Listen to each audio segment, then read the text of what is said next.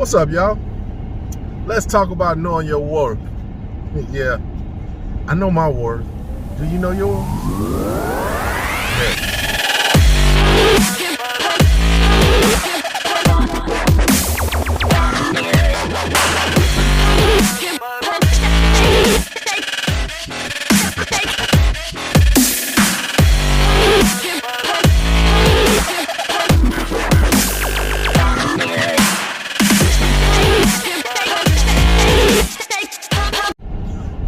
What's up, YouTube? It's your boy TC with GrimReaper Transport.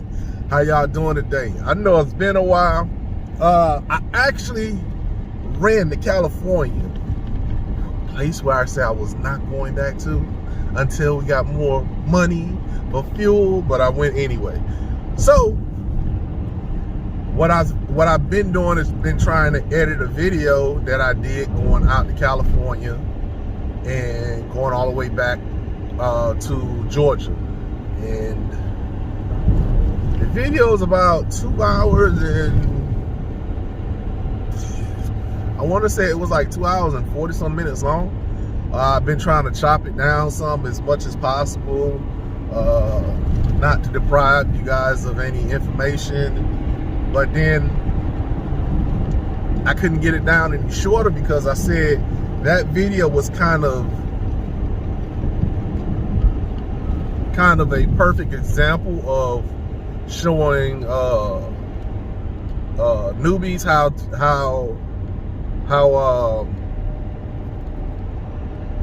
things work. I had a breakdown issue which was resolved.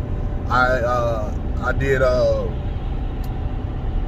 lane sharing, you know, the splitting the lane or trying to merge into the left lane to give respect to a broke down driver on the side of the road. I talked about wind conditions. I showed the wind conditions. It had a lot of the stuff that in a half mile, take the exit on the right. That a lot of us RV transporters talk about. I had it all in that video.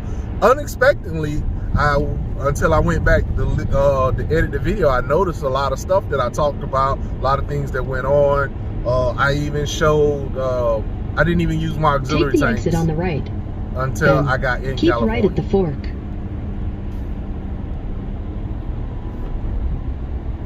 Until I got into California. I did not use my auxiliary tanks until I got into California. And it was to show the ones that's getting ready to come into the industry. They're like, oh, I get enough fuel. I get enough, I get a good fuel economy already without auxiliary tank. But when you pull in trailers or campers, and since I'm pulling doubles, if you think you're gonna get into pulling doubles and in 800 feet, turn left. And not burn any fuel, I gave a prime example. So that video is gonna be kind of long. I believe this one is gonna come out before that one.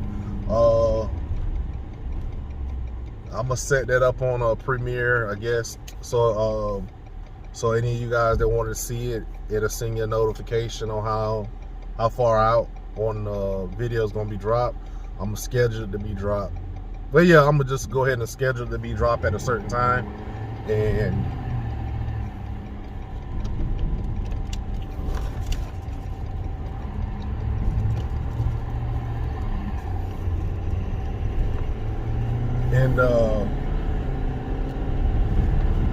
y'all can watch it from there. Some of y'all that's just coming in, it'll work. But back to the topic of this video, knowing your worth. I'm not talking about your personal worth. I'm talking about your when you're doing backhauls. Because on the video that I was just not talking about, I did in a quarter mile, turn left. I did one company drop, and I did one company drop, and the rest of them was off the back hauls. It was I'm sorry, trying to find this turn. It was yeah, all of them was back hauls. And the thing about back hauls is turn left. And a lot of people complain now, it's about the low rate. And it's a reason why the rates are so low.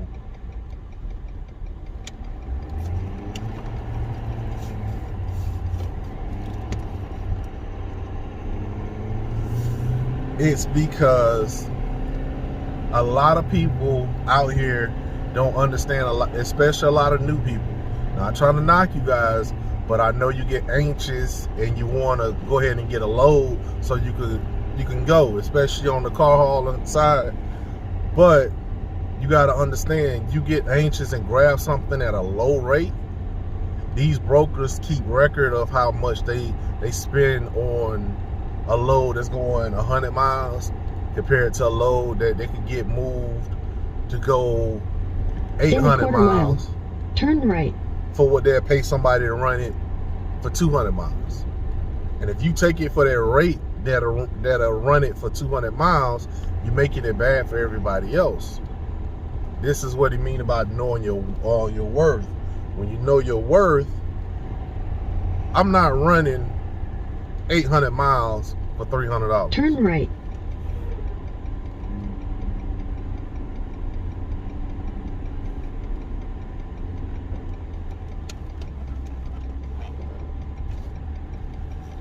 In 1,000 feet, they don't want to. Then you hear that thing about, oh, they don't want to give me no more money. All right, tell them, well, I'm sorry, I can't do it, and find something else. If you can find something else paying you $300 going 400 miles, maybe. I always look at the number, like if it's 800 miles, you at least got to be paying me 600.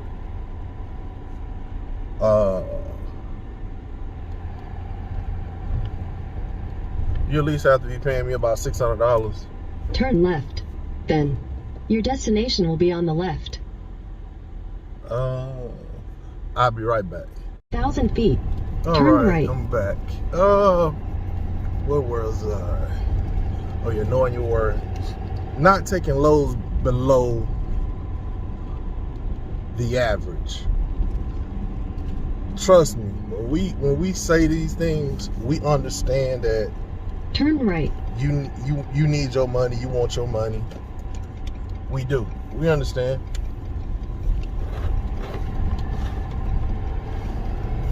In a quarter mile, turn left onto the ramp.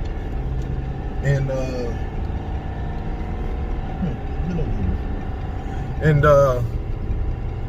we're not trying to knock your money. We're not trying to keep you from making less money, because it defeats the purpose. Turn left onto the ramp. We want you to make just as much money as we're making, or even more. So we're not putting this information out there to discourage you. We're putting the information out there so you can help raise the average on loads that's going out. Once these brokers start to see that they can't get over on us on price anymore, that we're all working on the same level, they won't have no other choice but to come up on the price. A lot of these brokers come to find out, oh, back to what I was saying, it's like when I see a load that's showing 800 miles, I at least want 700, at least 700 for it at the minimum. That's me. If they can't go no higher, whatever, cool. But you know something? It doesn't hurt to ask for more. They might have it posted for $500 going 800 miles. Right? Really? Like, hey, I can do that load for you. I'm in the area, not too far out. I can pick it up today. I could do it for 800. Let's post it for 500. Say, hey, we talking. Come on. What can you do on the price? They might say, okay, realistically, what you want for it? What you'll do it for? All right, let's just say, let's say 750. Next thing might come out their mouth is, man, I ain't making no money on this load as is. Dude, look, you're a broker. You make money on the load regardless. You're gonna make your money. You already done pulled out your money. Come on. You know, you say it in a good way. You don't get nasty with them. Like, come on, 750. Man, it's kind of high. All right, check this out. Since you saying you ain't gonna make enough money on it, I drop it down to 725. That's what I do. I play with them. They're like, all right, 725. Man, you think you can do it for 7? And see, when they say that, now you know they got more money in there than what they was telling you. Because at first, you trying to get rid of that 5. But now you done jumped $200. But you ain't making no money. See, this the game they play. So, they knock you on the price, bump it. They can't go up, and it's not at least equal to, I say, 3/4 of what the miles are, I don't touch it.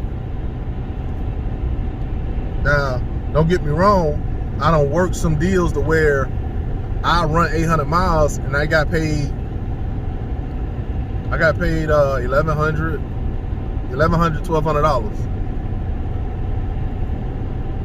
It's all about how you negotiate. Sometimes you got to be the salesman too. You got to look at it like, look, man, I got to pick your load up. It weighs X amount. I'm looking at weight, wind conditions, fuel. Y'all not worried about us having to spend this money on fuel. Oh, fuel been this way since no. Fuel ain't been this high. Diesel ain't been this high in a long time. You're not worried about my diesel expenses. You're not worried about my overhead, but you're worried about yours. So let's talk business and quit trying to cut each other's throat. Boom.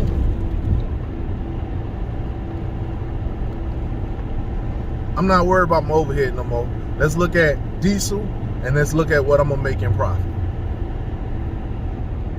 If you get that one joker that's gonna sit on the phone and let you break that down for him, go ahead and break it down.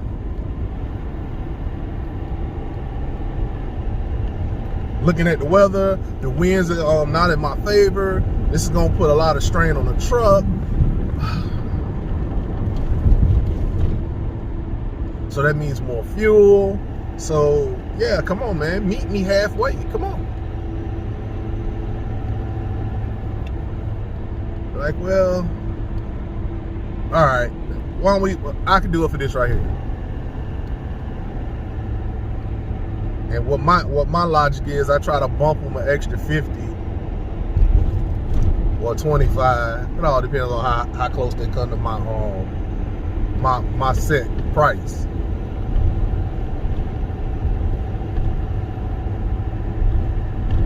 And then it goes from there. It's a game. It ain't no joke. It's kind of a joke, but it ain't no joke. I hate playing with my money, but if it's not guaranteed I'm gonna get it in my hand by these brokers, I play their game just to get my money. Sometimes it'll be direct. They'll wind up being direct clients. I literally just, if I don't find a load today, when I get to Gosha, I'm gonna sit down and do my list. I think I got 6 people right now that want me to pull for them directly. So whenever I'm in an area, I call them and find out if they got anything that need to be picked up. I need to call them. I get that. Now see, the catch to this is, ain't nobody else telling you this. Nobody else. Check this out. You pulling with your company. You know your company gonna take a percentage from you. All right, cool. You calling a broker to book the load. That broker is getting a percentage of the pay too. So let's go back to that $800 800 mile run. 800 miles, paying $750. All right, we're just gonna say that.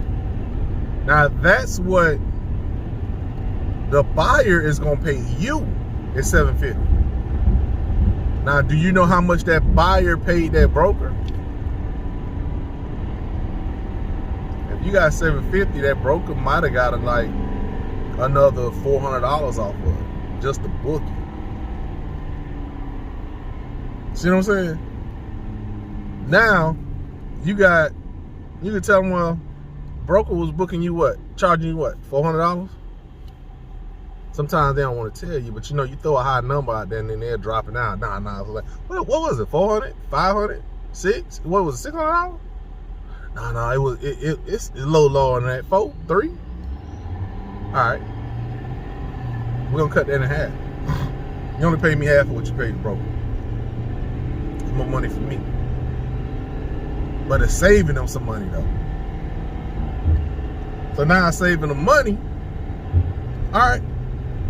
They willing to do that.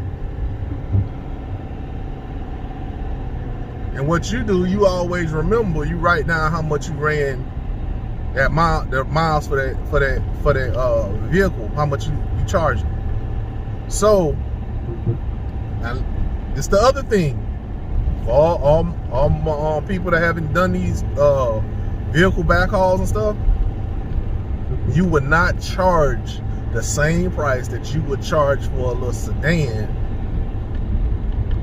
as you would charge for a truck. No. They gotta come up some. Because remember, the truck weight, you can get a truck weighing more than a car. SUVs weigh more than a car. So trucks and SUVs, okay, might be able to keep them in the same range. But what I realize is that when you hauling a pickup truck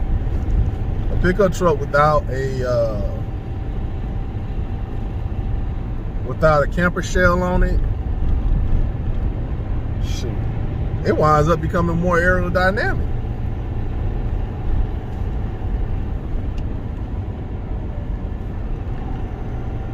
So they don't need to know that.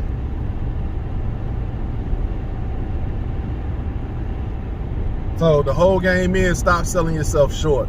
It teased me off, even though it's not me, but it teased me off because when a broker come back in your face and say, well, I could get somebody else to do it for less than this. See what I'm saying? Now,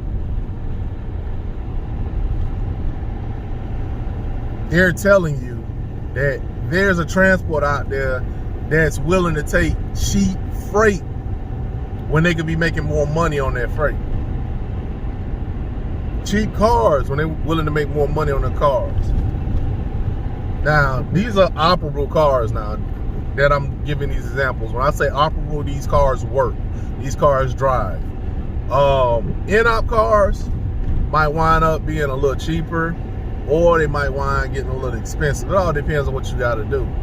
So if they're charging an in-op pickup truck, they want to run it 600 miles, they paying you $300 to run it. You're looking at me like I'm stupid. No, seriously, that's what's on it. This is no joke. I'm dead serious.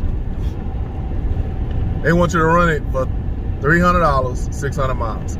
Well, that's half of the miles. All right, it's possible. But then you can bump it. Say, hey, why don't you? I'll run it for 400, 500, that type of stuff. And it's like, it's in-op. Now, do I have to load it, or will it be forked on? Meaning they're going to use a forklift to put it on, and is there going to be a forklift to take it off? They say, yeah, cool. You don't bump them up $100 maybe. But if they tell you, oh, you have to load it. You got a winch? Yeah, I got a winch, but I charge extra. I charge $50 extra to load to use my winch. So now you want $450? Yeah. That's more than what they asked for in the beginning. You just jumped these jumpers $150, which puts you at almost a three-quarter mark for the miles. So that's how I look at it. Now, if I can get it $1 a mile, I run it $1 a mile. Sometimes I throw it out there. I look at the distance. I look at what my weather gonna be like. I look at the weight, how many vehicles I'm gonna have on the trailer, and sometimes I just hit them across the head. Yo, I can do it for $1 a mile. As soon as I call them, oh, it's still available. Everything's good. You want to always make sure it's still available. Get them to confirm that it's still available. So when you shoot them the price, they don't turn around and say, well, I had already booked somebody else on it. No, because they just said it was still available. They might still shoot you that line, but hey, don't. Them the ones that don't want to run nothing. I done ran across 6 of them already. They got stuff up there posted trying to get it ran for cheap. And when you come back and you call them, and it be like, yeah, you got something listed for $475. Man, you can't do $525. All right, now, well, let me get with the customer and see what's what. This that. Now, one of my guys that run with me here at Dynamic told me what he do. He don't sit and wait for him to go back to the customer, because, you know, I didn't think about it. Because it's true. Why they got to go back to the customer? The customer already know. The customer has you already quoted the customer how much it was going to cost to move, plus your fee. So this is where you hit them back like, look, man, I don't have all time. I don't have all day to wait on you to talk to the customer. Can you do it or not? You supposed to already have this together. You know what the payment is. This is stuff you discuss with your customer. So can you do it or not? I got another load I got to book. Well, I can find another load to book going that way. You know, they're gonna put the pressure on you to try to make you come off of your price, or to try to get you off the phone. So when you put the pressure back on them, it catches them off guard. It's more like, oh shit. You know, I'm just booking this for somebody else. Yeah. But it's like, take it or not take it. So because I don't want to waste my time. I don't want to waste your time. Can you do it? It can't. Because typically, if it's a real broker, the broker has already got this information. How much? Well, they had already quoted the person that's shipping the person that's having the vehicle shipped. They already quoted them the price, and they put their broker fee in there on top of it. So the broker knows how far they can go with the payment. When they tell you that mess, they don't want to come off with no money. So it's like, I tell them, keep it real, man. You trying to keep most of the money? All right, no problem. I just look for something else. Thanks anyway. Get off the phone. I don't never be nasty with nobody. Now, I done had one person be nasty with me, and I left them a real bad review. I made sure the company left them a review, because that was just pitiful. You give false information. Then when the driver finds out that the information you gave was incorrect, and then you trying to get something moved for cheap that you know ain't nobody finna touch, now you just straight out wrong for it. That's just it. You're wrong.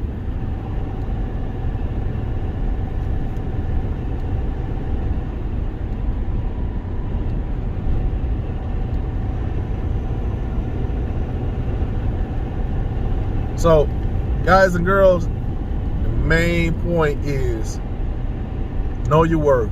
Don't go on here just trying to booking loads off of Central or wherever you get it from, or Super Dispatch, whatever. Don't just go on there booking loads because off of the price they have up there. Negotiate the price. In 200 feet, at the roundabout, take the second exit. Oh shoot.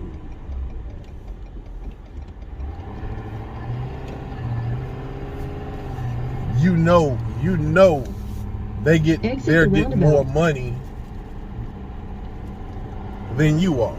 So ask for a little more. Don't be afraid. In 600 feet, at the roundabout, take the third exit. Develop your negotiation skills. Find your niche. Figure out how to ease that money out of their pocket. In 1,000 feet, at the roundabout, take the second exit. The other thing is, in 600 feet, at the roundabout, take the third exit. She needs to be quiet. The other thing is about using Central Dispatch. A lot of people don't know. You can set the payment option on Central Dispatch because you have COD, and then you got COP, and it's another thing they got on there, but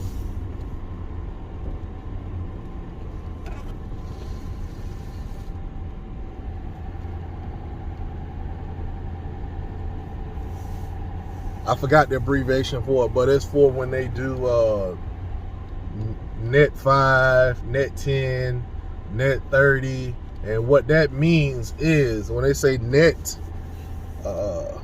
they don't pay out on the load until 5 days, 10 days, 20 days, 30 days after delivery. 107 miles. So that's what that means. So if you're not trying to get paid 5, 7 days, 10 days, 30 days out, I wouldn't pick them. I go into the Central Dispatch setting, and where you go in to search for your load, if you look, it'll say price. You go in that price and you set it for COD. Once you set it for COD, hit search again, and now you'll have all the loads that's paying cash or paying check. Now the other thing is, if anybody paying check, make sure it's with a company check. Not personal.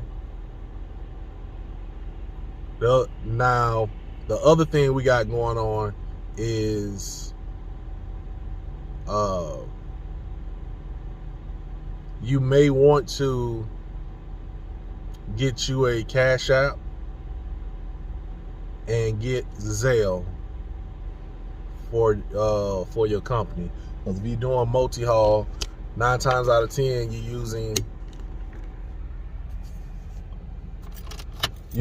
hold on a second.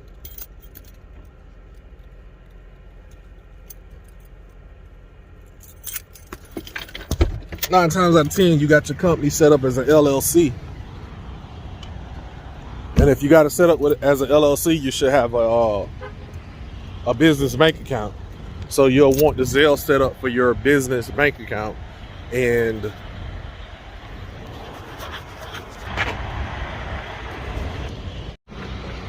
yeah, you have it set up for your business bank account. So some of these dealers will book these loads themselves, and they'll want to pay you via Zelle or Cash App or Venmo. I try to stick with the ones I know, which is Zelle and Cash App, and they will send you the money direct. And then what you can do is cash it out or write a check from your company. Hello. And you could use your company check and write the check out to the company you drive for. And when you turn it in, of course you don't mess with that money that was deposited in your account. When you turn it in, You turn your check into the company. Your company's gonna cash your check, and then they'll pay you from it. Be back. All right, I'm back. I'm literally, I know a lot of y'all sitting up here like, man, TC, where you at? Where you at? Well, I'm in Tipton, Indiana. Just south of Kokomo. And yes, I'm headed to Gosha. So, had to stop and grab some grub on. I ain't had no breakfast this morning. I typically don't eat breakfast if I don't have to. Expertly curated for any. So,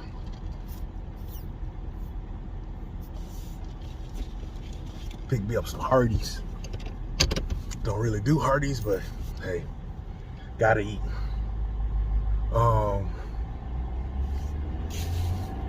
So I should be in Gosha by 1 o'clock. It's going on 11 o'clock now, so just 2 hours away.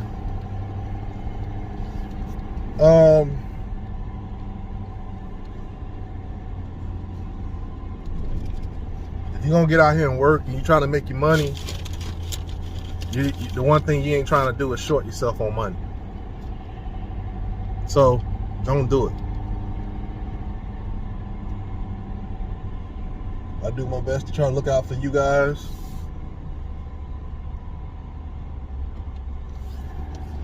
And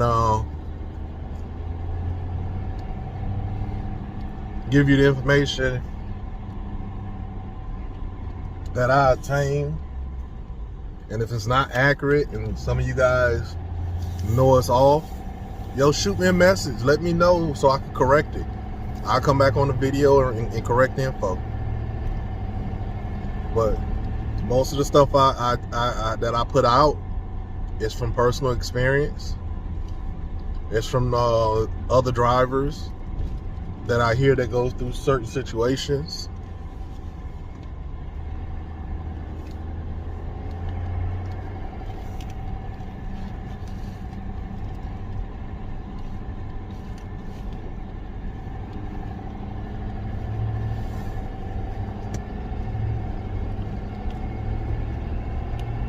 Hey, let's get out here and spread this knowledge so nobody's left on the back burner.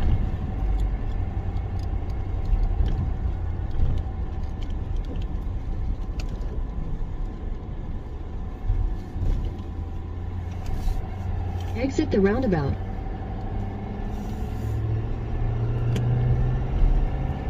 Well, In 600 feet, I think that's gonna be all for at this the video. roundabout, take the second exit. So remember, I got the other video coming out.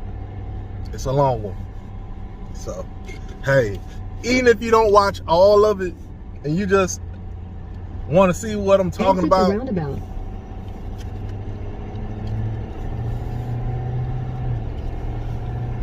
at least watch 15 minutes of it, skip through it, like it for me. Still like it for me. If you're not gonna watch it, at least like the video. I appreciate it.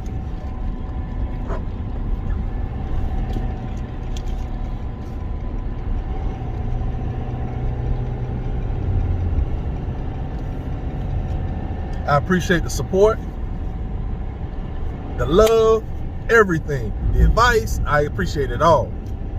So on that next video, like it, share it, subscribe. You might know somebody's trying to get in, want to see what the ins and out might be. Send them the video and say, hey, follow the guy.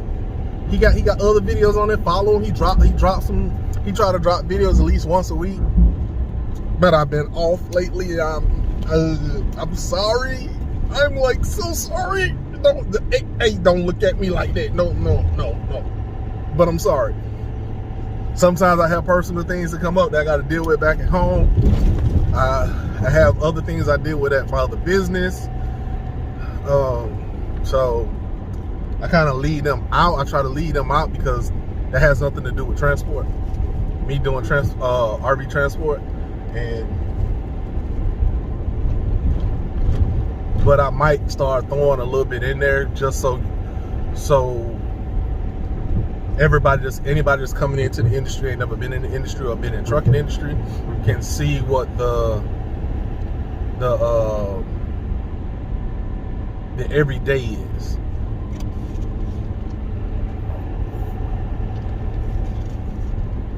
But I ain't gonna show too much of it though. So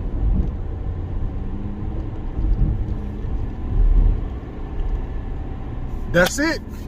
Remember, like and subscribe the video. Like and subscribe this video. Like, share, and subscribe, should I say. Like, share, and subscribe. I'm kind of proud of myself today because I ain't say a lot. Cool. No money for the jar today. Dang, that's 2. Let me go ahead and end this video before I put too much money in the jar. Y'all know how it go. Y'all know what we do. What we do, y'all? What we do? Y'all don't know. Oh, dang, my bad. I'm sorry. Yep. Hey, these roads are grim. They may be grim, but remember what we do.